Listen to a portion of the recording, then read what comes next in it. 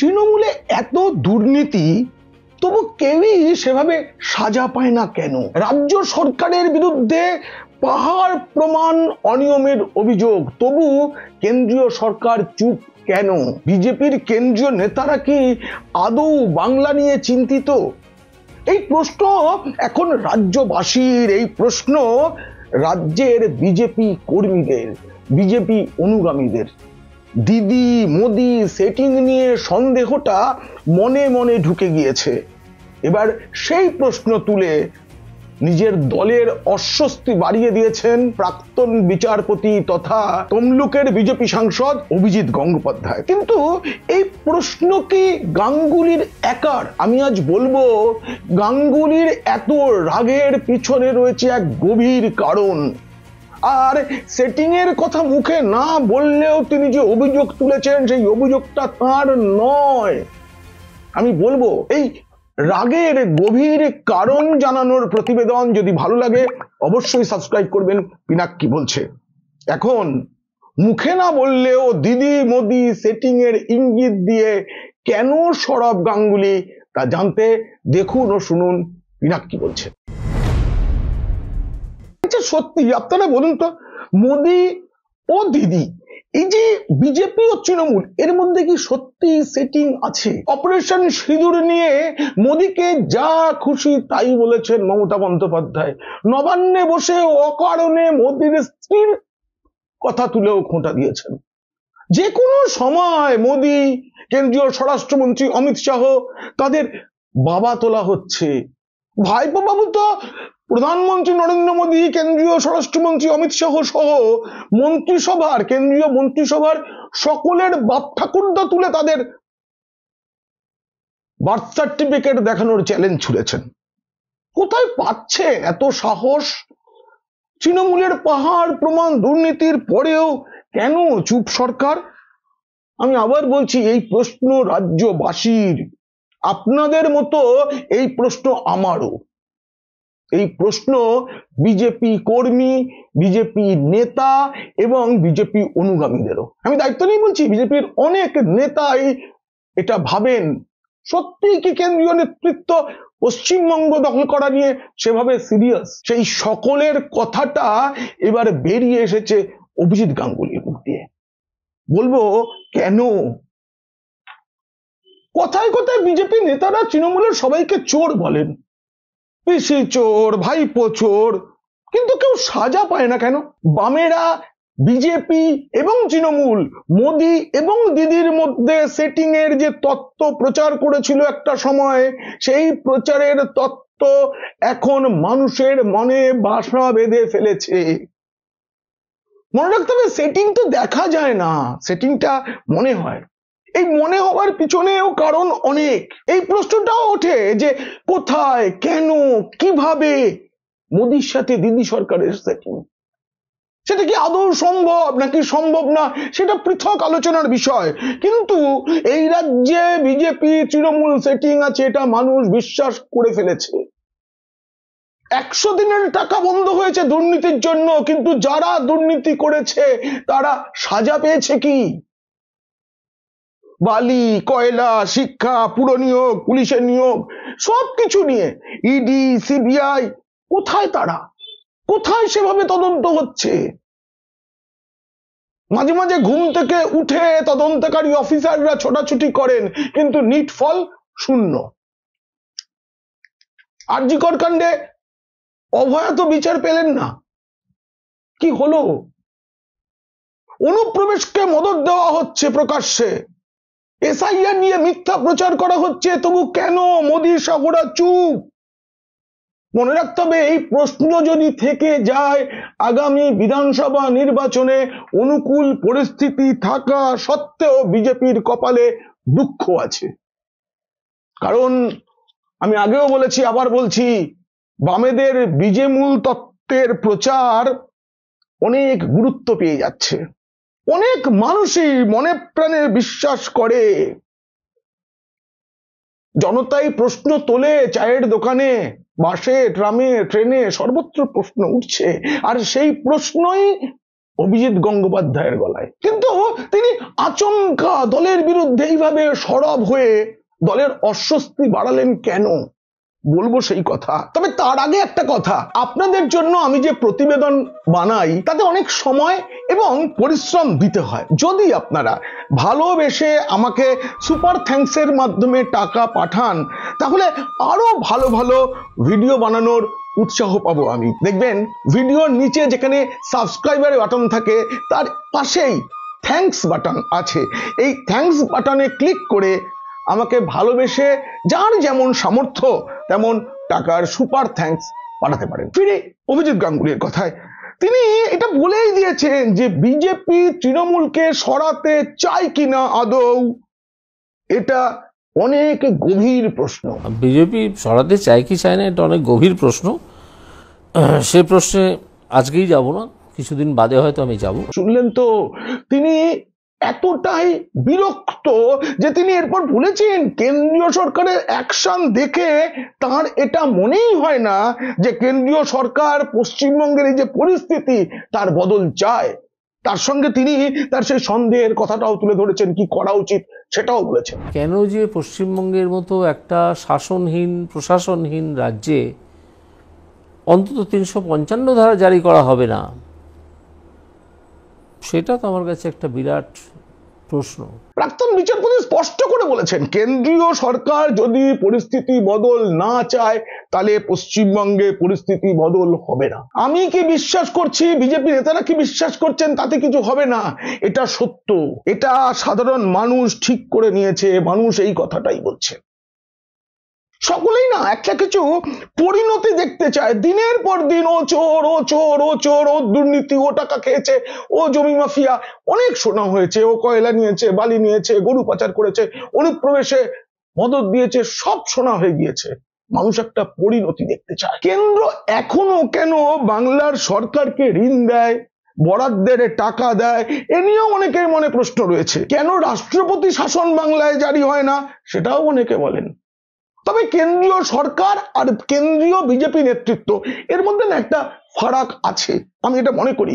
যুক্তরাষ্ট্রীয় কাঠামোয় কেন্দ্রের সরকারকে অনেক বিষয়ে রাজ্যকে সাহায্যটা চালিয়ে যেতে হয়, যতই যা অভিযোগ থাকুক। কিন্তু এই রাজ্যের সরকার তো সেসবের ধার ধারে না। প্রধানমন্ত্রীর বৈঠক থেকে মুখ্যমন্ত্রী উঠে যাওয়ার সাহস দেখান, এই রাজ্যের আমলা সে কাজটা করেন। কেন্দ্রীয় সরকার চাইলেও তার প্রকল্পের জন্য জমি দেওয়া হয় না। অনেক কেন্দ্রীয় সরকারের ভালো ভালো প্রকল্প এই রাজ্যে কার্যকর নেই। অনেক প্রকল্প এই রাজ্যে রাজ্য সরকার নাম বদলে দিয়ে, স্টিকার পাল্টে দিয়ে চালাচ্ছে। যে তৃণমূল সরকার এই কাজগুলো করে তার বিরুদ্ধে কি বিজেপির একই রকম যেমন কুকুর তেমন মুগুর নীতি নেওয়া উচিত? বিজেপি নেতারা বলবেন কোন দায়িত্বশীল রাজনৈতিক দল এটা করতে পারে না, বুঝলাম।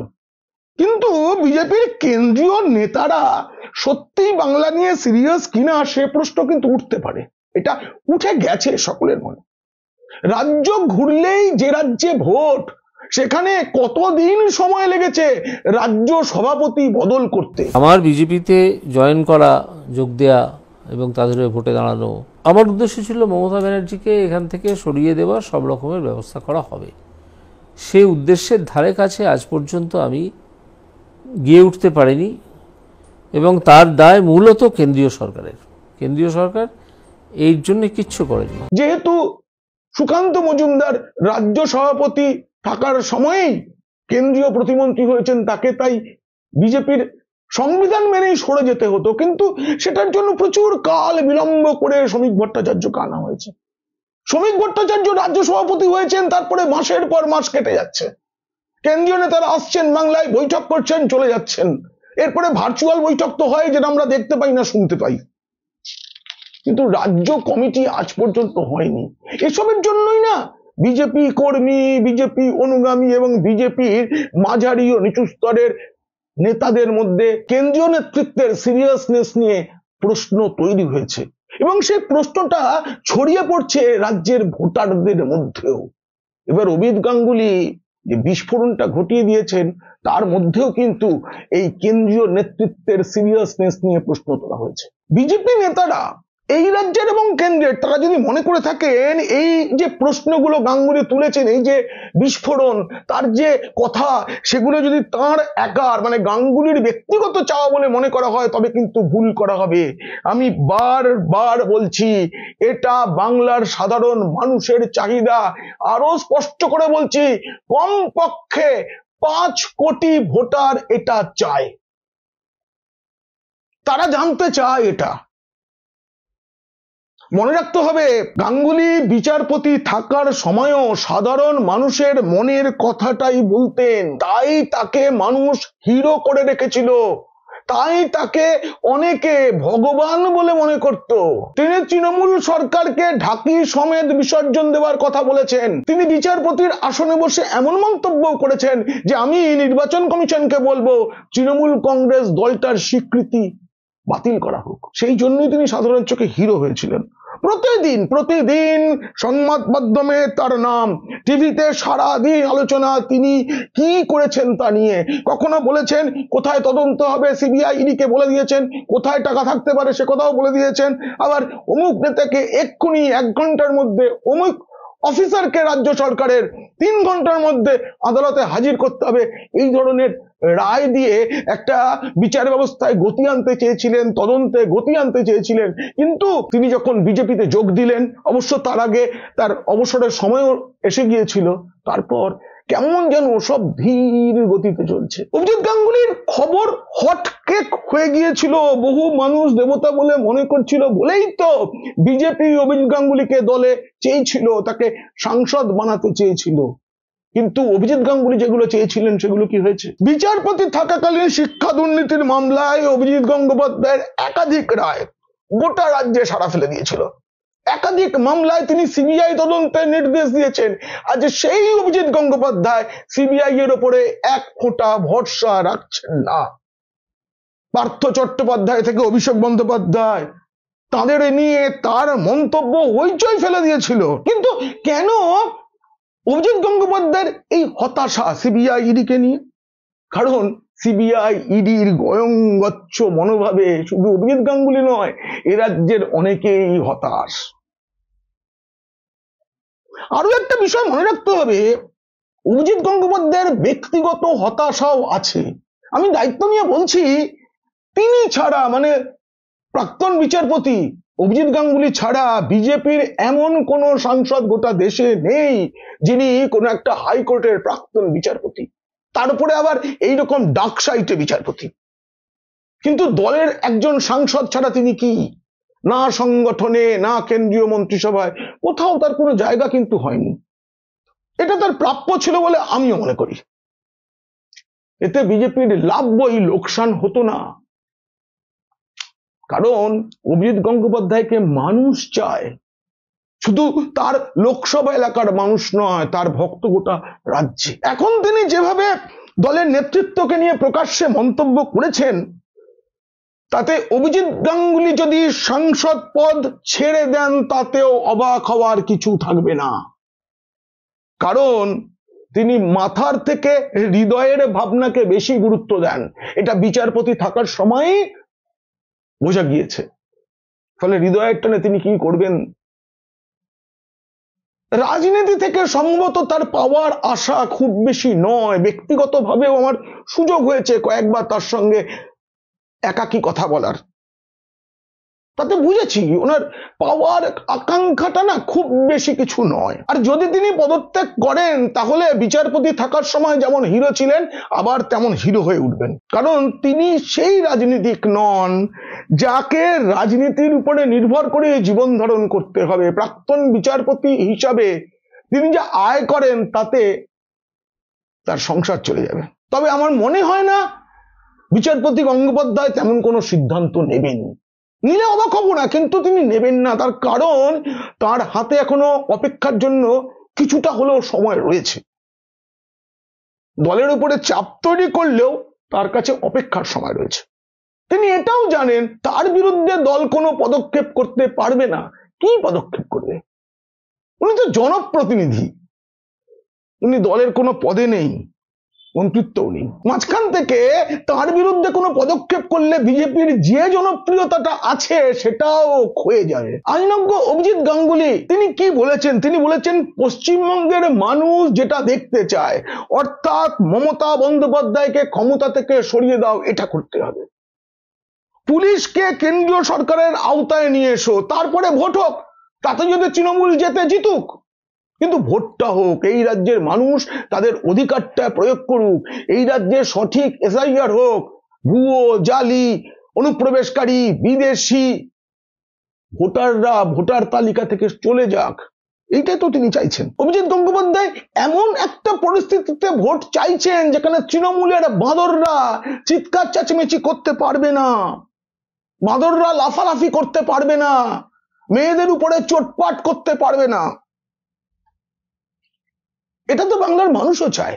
তাই আমি বারবার বলছি, আবার বলছি, অভিষেক গাঙ্গুলি নিজের কথা বলেননি, তিনি বলেছেন বাংলার মানুষের কথা। বেড়ালের গলায় তো কাউকে না কাউকে এগিয়ে এসে ঘন্টাটা বাঁধতে হয়, সেই কাজটাই তিনি করেছেন। আর আমি একটা বিষয় মনে করি, এটা আমার একদম ব্যক্তিগত মন্তব্য, যে মমতা বন্দ্যোপাধ্যায়ের বিরুদ্ধে ব্যবস্থা নিতে গেলে সেটা আইনত পদক্ষেপই করতে হবে। কারণ যে মুখ্যমন্ত্রী নিজের ভাঙা পা দেখিয়ে গোটা রাজ্যে আবেগ কুড়ানোর চেষ্টা করতে পারেন এবং বাংলার একটা বড় অংশের মানুষ তার ভাঙা পা দেখে আবেগে ভোট দিয়ে দেয়, তারা ভাঙা সরকার দেখে না আরো বেশি আবেগে ভোট দিয়ে দিতে পারে। নিজের পরিবারে গোলমাল হয়েছিল, কে যেন তাকে ঠেলে ফেলে দিয়েছিল, তাতে তার মাথায় লেগে মাথাটা ফেটে গিয়েছিল, ভাইপো বাবু, তারপর লোক এখন হাসপাতাল, এই সেই, এবং তৃণমূল সেটাকে নিয়ে অনেক কিছু বলেছে, কিন্তু আজ পর্যন্ত তদন্ত হয়নি কি করে মুখ্যমন্ত্রীর মাথা ফাটলো, কেন হয়নি? পারিবারিক গোলমাল। আপনাদের বলছি, এখনো বন্দ্যোপাধ্যায় পরিবারের ভিতরে একটা বড় গোলমাল চলছে।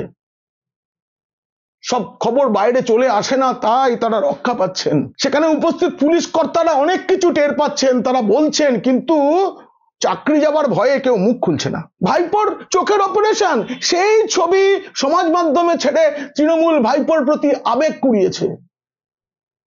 আর ভাইপোকে যদি গ্রেফতার করা হয়, আমাদের গর্বের মুখ্যমন্ত্রী সততার প্রতীক মমতা বন্দ্যোপাধ্যায় কি কি করতে পারেন জানেন?